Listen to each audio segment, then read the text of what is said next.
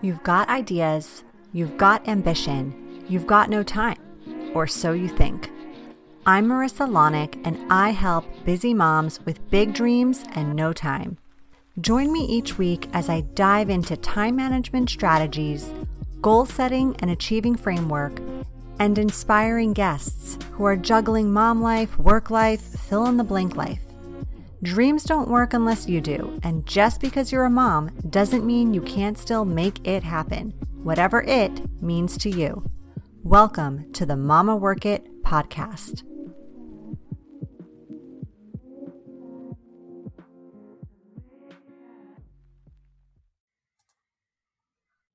Hey, mamas. Welcome back to another amazing episode of the Mama Work It podcast. So glad you're here. And I'm so happy to be here myself. I'm super excited for today's guest, who I'm going to introduce you to in just a minute.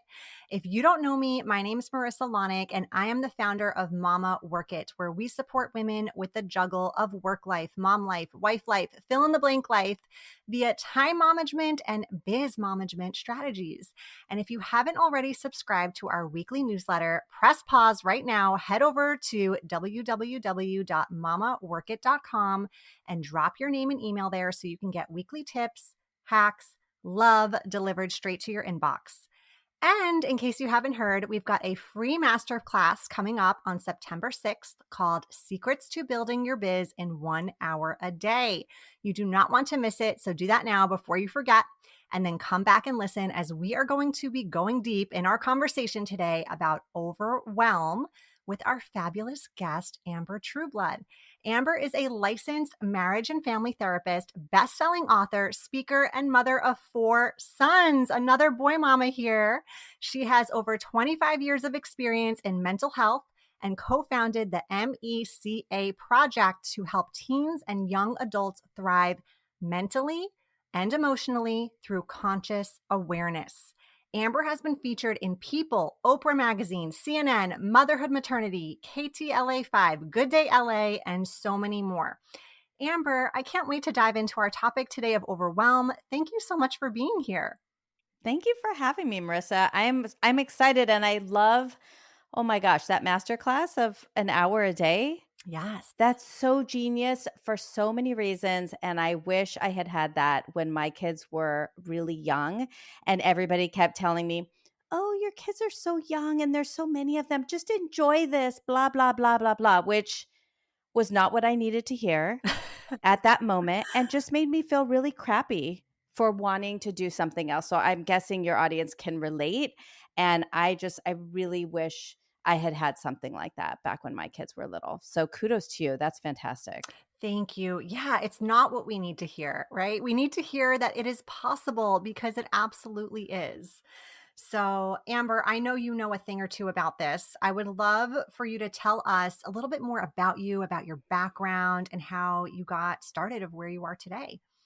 Yeah, I would love to. So, like I said, I really was in a place where my kids, when they were really little, where I felt that need, that really deep internal urge to do 2 things, to do more. I wanted to be productive and feel accomplished and like I was achieving things outside the home for myself in a way that was important to me, in an avenue that was important to me. And also because of my therapy background, I really wanted to help people on an emotional level make an impact. And when I was doing one-on-one therapy, it just wasn't the thing. It was, for me, I didn't love the framework for it. I felt like it was too slow and not impactful enough. And I felt like I also wasn't impacting enough people at a time. It just was like, this is too slow, and it's not helping enough, and it's not helping as many as I wanted to help. And it took me a hot minute to figure out what that would look like for me and how I could align my talents and my gifts and my interests in a way that really could not only, I would say in a way that lit me up so that I could really show up. Because I was just writing an article this morning about motivation.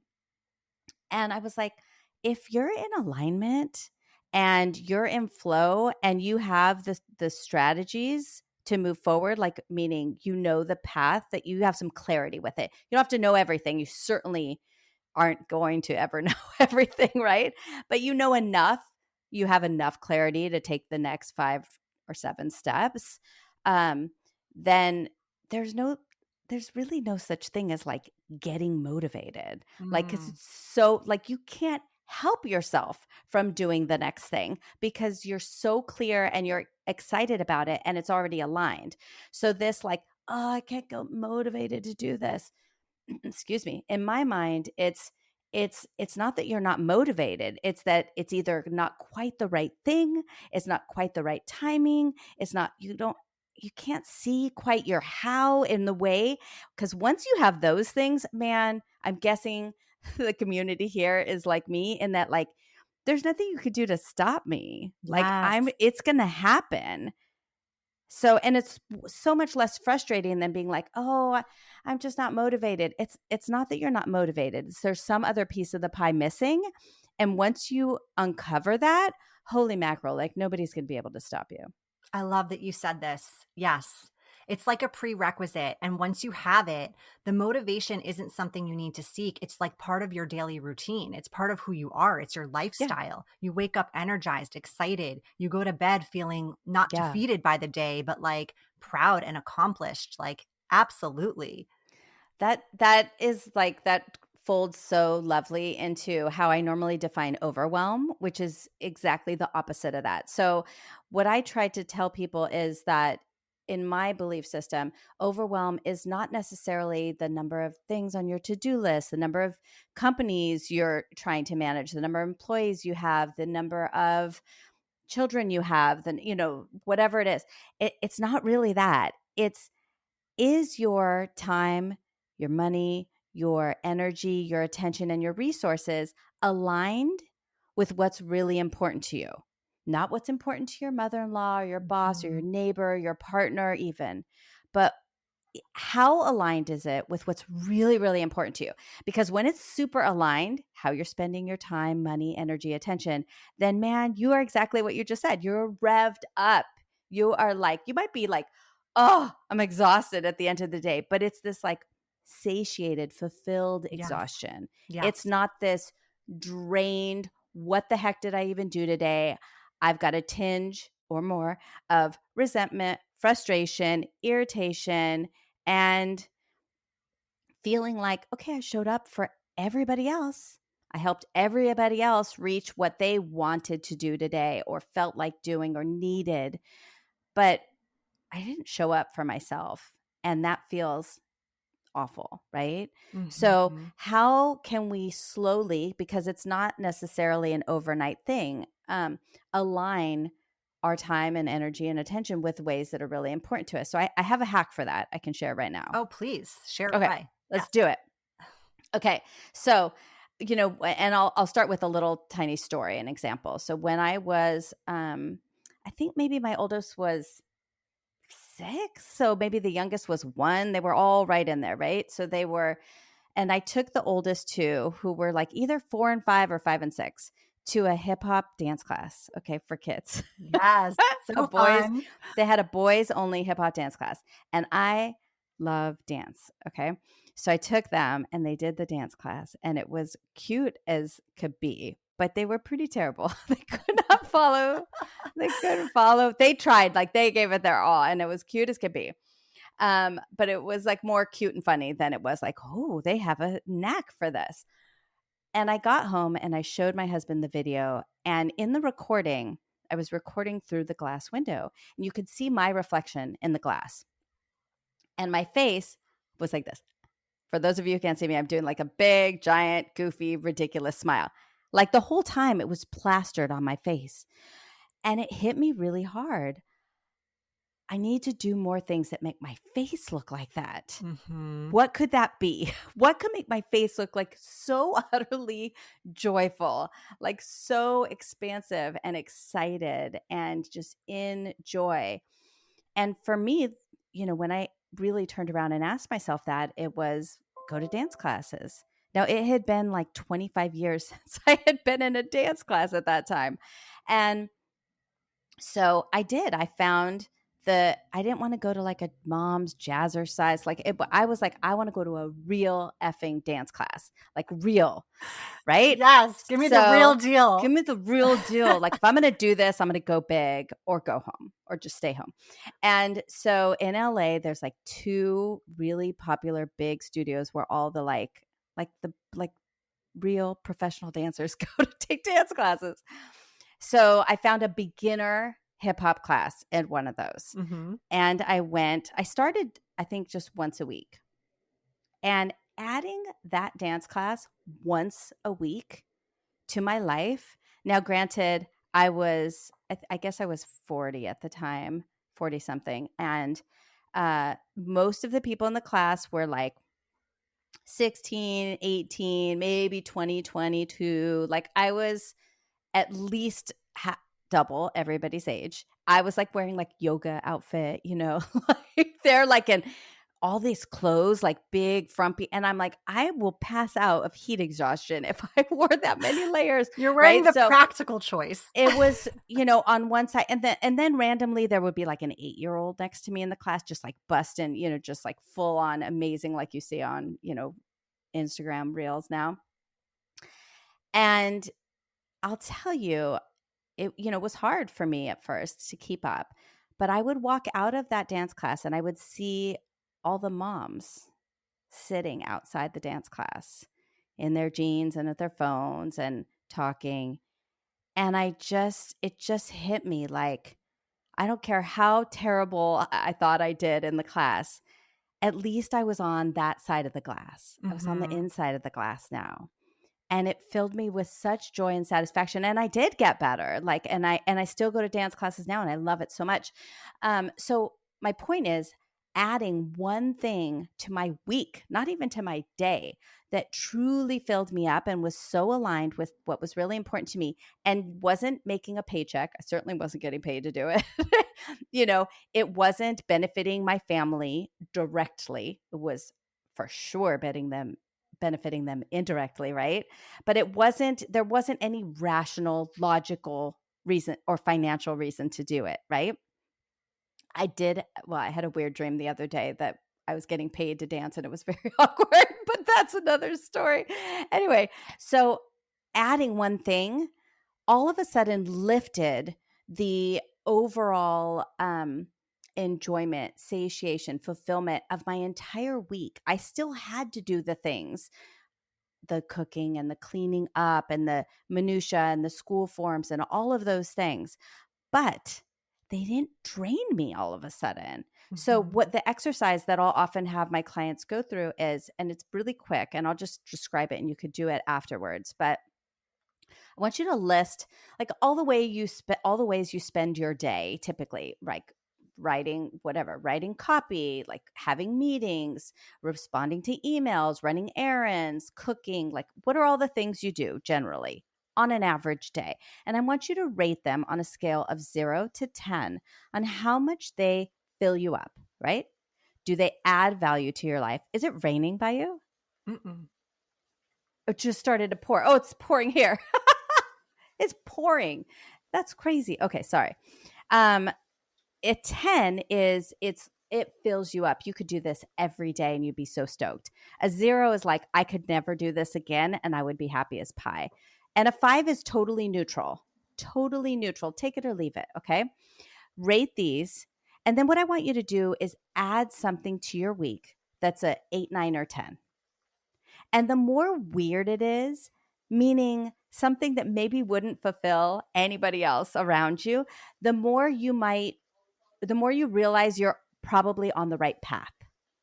Does that make sense? Like the more it is something that, like if you're like, oh, like planting tomato plants in my backyard, like just getting super into the dirt, like that's my favorite thing. I would be like, what? So if other people would look at you and say, really, then you're onto something. Does that make sense? Total sense. Yeah, I want to talk about something that you mentioned in this story in this exercise is most times when we feel overwhelmed or when other people look at us and assume we're overwhelmed, especially being a mom of 4 boys. I can relate. A mom of 4 boys. I hear that a lot. Like, oh my gosh, you must be so overwhelmed. People tend to think we have too much on our plate. And the real thing is, like you just said, we don't have enough of those things that are truly fulfilling us on our plate. So even though it feels counterintuitive to add Yes. something to your Yes. list, add something to your list. Yes. Yeah. Right now, when people say they're overwhelmed, they will often default to like, "Oh, I have to not do something." But I have to do all of these things. Who else is going to do them? Mm-hmm. And so then you feel stuck, right? You feel like you don't have a choice. And so, yes, the idea of adding something seems counterintuitive, but holy mackerel, like just try it. It works. And Mm-hmm. chances are, if you think back, deep down, like, oh yeah, I do better when I'm doing this. And it's easy to get out of practice. Like you go on vacation or, somebody gets sick and it's the first thing to get booted out of your schedule often. And unfortunately, but the more you realize, oh my gosh, this benefits everybody, I'm going to make this a non-negotiable. Holy macro, like everybody wins. Yes. Yeah. It's really easy to fall into all the excuses because they sound and feel so valid. But you got to move past that, as you said. You've inspired me. I've been saying, Amber, for, definitely over a year, well over a year, I want to take tennis lessons myself because my kids play Amazing. tennis. I Yeah. don't know how to play. I've always wanted to learn, and I always find a reason not to. Yeah. What's the biggest excuse? Time, money, Oh my God, all of it. All of it. all of it. Okay. Yeah, So I I would got to do argue it. like sometimes like I had a book launch party for myself and I said I'm going to spend what I would spend on one of my kids' birthday parties. There you And I go. was like, There you do I go. deserve that once every time I have a book come out? Like, yeah, I could do that. That's a really good But way to put it. Yes. sometimes like make a game out of it for yourself, to give yourself the permission, because I'm all about hacks. Like it's easy to tell yourself, well, I shouldn't feel guilty and I should do this because it's great at blah, blah, blah, blah, blah. Yes, you can go write all your pros and cons lists and try to like negotiate yourself out of it. But I like the trick, like, okay, I'm going to commit. And I know that, for instance, if I purchase a set of 10 lessons and pay for them and they run out by the end of September, like I have to use them. So like put yourself in that position, Yes. Yes. like trick yourself into it. Yeah. No, commit. Make the commitment. Totally. I, you know, I think that what might be helpful is, so one of the books, or the book that I just came out with called The Unflustered Mom, talks about a framework called the 5 anxiety styles. And in it, it really helps people uncover like where your core values are, what lights you up the most, because the flip side of that is your emotional trigger, right? When that's not satiated. So sometimes when we understand our own emotional triggers, we can better understand how to fill that so we don't get there. And also we can understand why maybe it's different than your partner's emotional trigger Mm. or your coworker, or your partner at work, or your best friend, because often they're the ones helping you, like helping, I say in quotes, right? Suggesting what you should do. Like, oh, you just need a little time by yourself, or just like go take the family and spend a weekend at a cabin or whatever, and you're like, that's actually like the opposite of what I want. I want 36 hours by myself and, to work on a project that I've been really wanting to work on. Okay, like that's maybe the dynamo style. So can I describe the styles Yeah, really I was quick? going to ask you about these anxiety styles. Yeah. I'm so curious. Yes, please go into detail. Okay, so there are 5, and there's so much detail I can go into, and so I'll keep it brief here, but it's all in the book, and there's also a quiz people can take, and so we can talk about that. But the 5 are the lover, the fighter, the executive, the dynamo, and the visionary. And so each of these has a core driver, right? Like, so for dynamos, which you probably have a lot here on your podcast, they're all about achievement, respect. Like respect is a big thing for dynamos. Feeling that sense of achievement is really compelling. And so they tend to make decisions more from a headspace than kind of a gut or intuitive space. They're very logical, practical, future oriented, right? Whereas, say, visionaries are also very like impact makers. I have a grand, big plan, but less so on the like, I know every little, like, I'm going to get excited about every little step along the way, right? So they're more intuitive and in flow in how they get there. And so it's a different approach, right? But they still have this very big dream. And so for visionaries, like surrounding yourself with other visionaries can be very, very impactful. They each also have like a life lesson. So for instance, with dynamos who are very achievement oriented, rather, it's about how do I know I'm already enough and can achieve from a sense of like, this sounds like fun, I want to do it, instead of like, I have to do it, or I'm not valuable, I'm doing it to prove something either to myself or to others, right? And so you're going to still keep achieving because that's in your nature and that's what lights you up, and that's fantastic. But how do we do it from the healthiest way possible?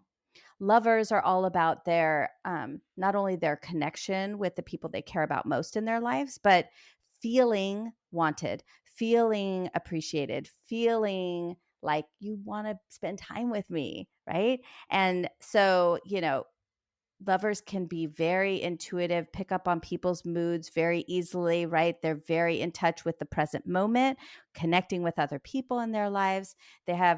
Each of these have like amazing superpowers. So in the book, I go into like, here, what are your superpowers? And let's take a moment to acknowledge them, celebrate them, and realize like not everybody is as good at this as you are, and Mhm. that's okay. Like they have other superpowers, you know? So I go into all of those different like subcategories in each.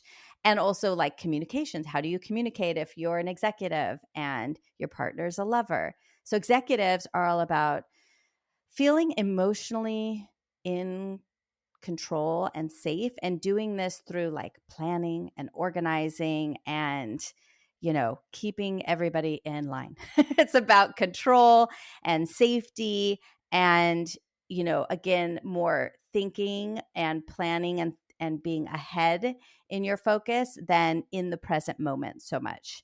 Whereas lovers and fighters are both in the present moment. Fighters are about perceiving themselves as survivors, as protectors. They often are the people who learned to protect themselves because maybe the people early on in their lives who were supposed to do that job didn't do a very great job at it. And so they learned, well, I have to be here for myself. I have to protect myself. So when they see an injustice in the world, an unfairness, a bullying situation, something going on either at school or at work or in the community or on the nation stage, or even your next door neighbor, something that maybe has nothing to do with you, you feel very compelled to step forward and get involved because it's just not right. Mhm. And the thing with fighters is that can be exhausting, that could be really draining if you don't have the bandwidth for it. So a lot of the practical strategies that I recommend for fighters, for instance, are about making it come to a more conscious choice where I'm, instead of just being compelled all the time to get involved with new things, sit back, say, make it a conscious choice? Do I have the bandwidth for it? Do I want to do this right now? And knowing deep down, I'm not responsible for the health and safety of every person on this planet. I'm just not. And not only do you not have to do it, it's not your responsibility, but also on some level, what are you taking away? What lesson are you taking away from somebody else to learn that? It might be a hard lesson and it just pains you to watch somebody else go through it. But sometimes that's the only way it's going to work. Does that make sense? Yes, 100%. Yeah. Super interesting. I can't wait to read this book, by the way, The Unflustered Mom. I'm curious, as Yes. you describe these, what makes you call them anxiety styles over personality styles? Yeah. Totally. So, they started off when I was first developing this framework about 3.5 years ago, as I was calling them fear languages. Mm-hmm. And I was like, well, I don't want to write a book that's talking about fear 8,000 times. Like, that's just bad vibes, right? And there really is a flip side, because when it's not serving you, when your style, I'll say, when this particular personality style is not serving you, what shows up is anxiety and Yeah. frustration. Yeah. When it is serving you, it's where you flourish. So in the book, I call them flourish types, like it switches into flourish types. For the cover of the book, and the subtitle is called Anxiety Styles for Marketing, because my publisher was like, we can't, I was like, I don't know that I want to call them anxiety styles, because exactly what you said, like it's more of a personality type, and it's not negative. Like it's just information to help you understand yourself better, and to understand if you're not flourishing, here's what you can do. And if you are flourishing, fantastic. Like, let's celebrate that and acknowledge it. And so it's kind of two flip sides to the same coin. So to answer your question, uh, it's there's not a reason. It really is a personality style, Mm-hmm. and I call them anxiety styles because of marketing.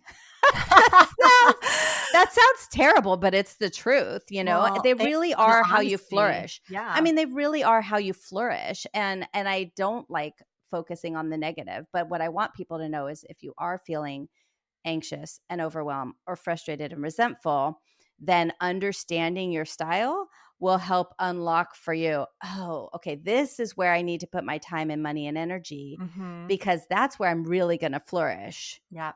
Yep. most. And that's what I want for everybody, is to flourish. Yeah. When you were saying that, it made me think about that expression, a blessing and a curse.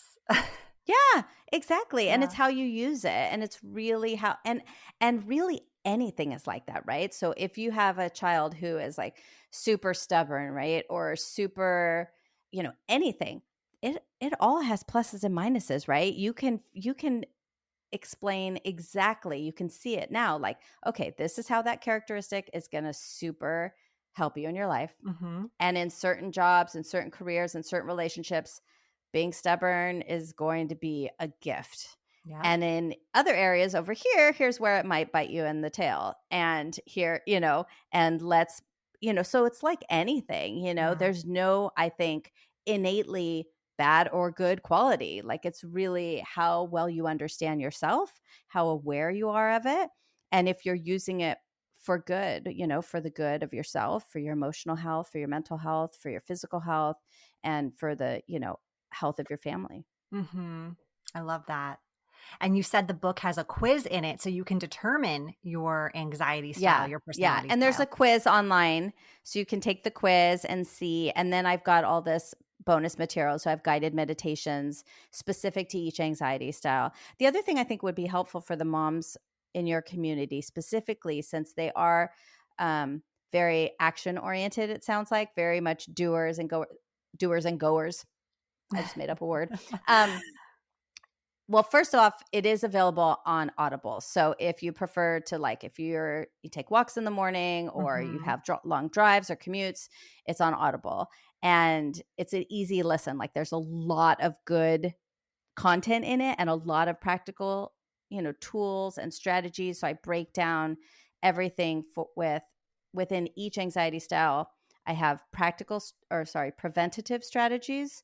So this is like, okay, for this style, here's something you could do 5 times a day, like a very, very short, like a mantra or a breathing practice.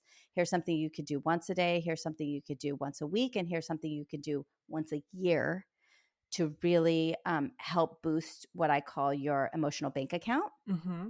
so that you're more emotionally resilient, because stuff's going to happen, right? Like, it's not going to never happen, but how do you recover from it? Yes. Right. And how can we fill your emotional bank account so that that recovery is easier and faster and quicker?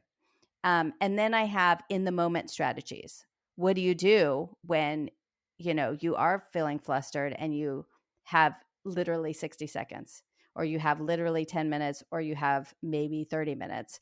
And I break down strategies in that. And then I say, okay, you pick your 3 that you love most for 60-second strategies. And then I have people kind of create their own, what I call emotional emergency support plan, so that you have it ahead of time. And then, okay, I'm feeling like, and then I also have like, what are your triggers? Like, how do you know you're emotionally triggered? Like, do you get really teary at the drop of a flippin' hat? Do you find that as soon as you put the kids to bed, you're in the freezer, like just eating whatever leftovers you can find? Do you tend to go, buy things on overstock.com? Like, what is it? What's your go-to that is like a hint to you that would you start picking fights with your partner? Like, do you start getting down on yourself? You stop taking calls from people? Do you stop going for walks? Do you, what do do you eat more? Do you eat less? Do you start drinking more? What are your signs personally that you're emotionally overwhelmed right now? You're feeling flustered. Then that's when you go to your emotional support plan and say, okay, I have 10 minutes. I'm going to pick one of these strategies and I'm going to do it right now.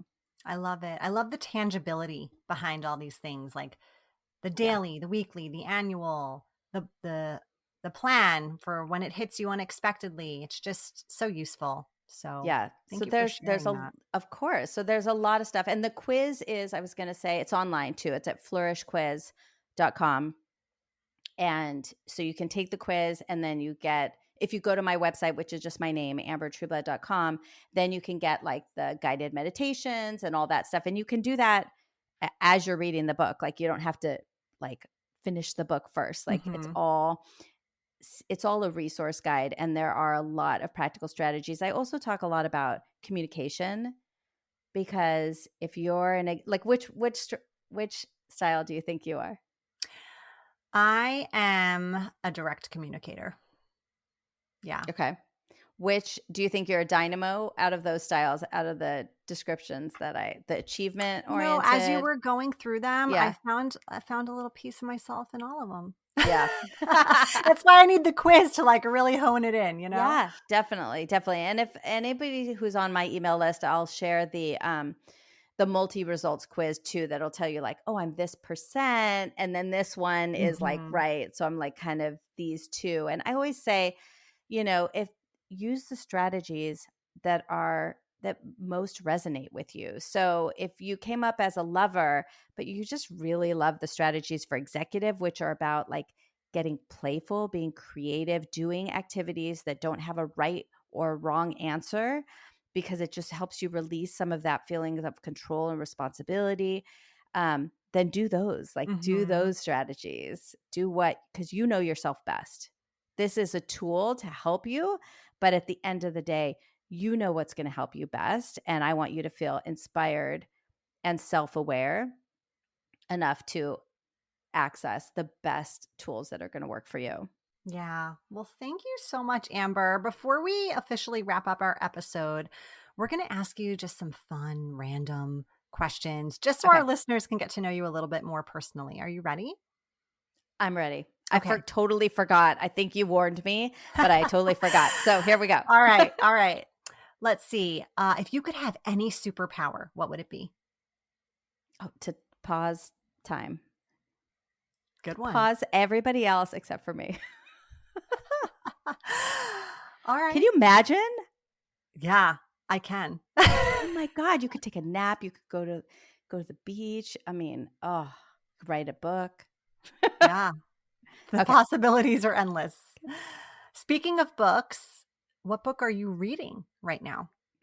Oh, okay. So I just went back to an oldie but goodie for myself, called Think and Grow Rich by Napoleon Hill. Oh, yeah. So it's a classic. I've read it a bunch of times, but it's been a while. And I had 2 people mention it to me in the course of a couple days. And I was like, all right, maybe it's time to tap back into that one. So that's what I'm listening to right now. Yeah, that's and a then good the one. book I'm reading, which I'm also rereading. When I'm writing, I tend to go reread books that I really, really enjoy. And it's this one, Furiously Happy by Jenny Lawson. It's Oh, so funny. It will make it's also about anxiety, but it's It's really, really, really funny. It's dark, funny. Okay. I have to put Yeah. that on my list. Sounds good. What is your go-to get it done song? Oh my gosh. I don't know. My kids are musicians.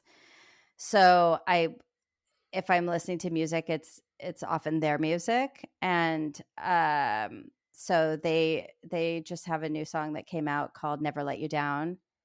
Is that the name of it?